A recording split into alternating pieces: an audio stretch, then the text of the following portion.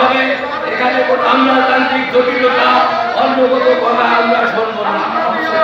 Number 3, অবসর কল্যাণ ভাতা যারা এখনো অ্যাপ্লিকেশন করে আছে ঘুরছে, 3 মাসের মধ্যে অবসর কল্যাণ ভাতা পরিশোধ করতে হবে এবং নিঃশর্ত বদলি ব্যবস্থা চাকরি আছে একেবারেই অবলম্বী।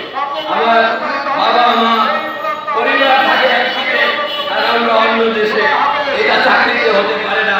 নিঃশর্ত বদলি ব্যবস্থা চালু করতে হবে এবং কোথাও যেন শিক্ষকদেরকে যে হয়রানি করা হচ্ছে এটা যেন বন্ধ করা হয়। শিক্ষক হয়রানি বন্ধ করতে হবে। ম্যানেজিং কমিটি কোটা প্রয়োজনে বাতিল করতে হবে।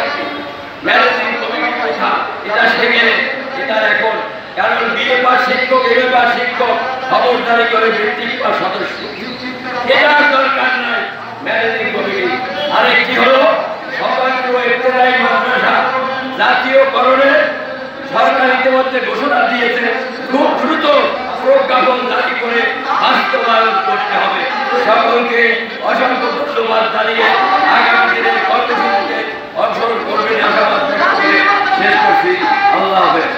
আল্লাহুম্মা রব্বুল আলামিন অসহায় শিক্ষকদেরকে কবুল করে নেওয়া। আল্লাহ বাংলাদেশকে একটা নতুন বাংলাদেশ বিনির্মাণ করতে তৌফিক দাও।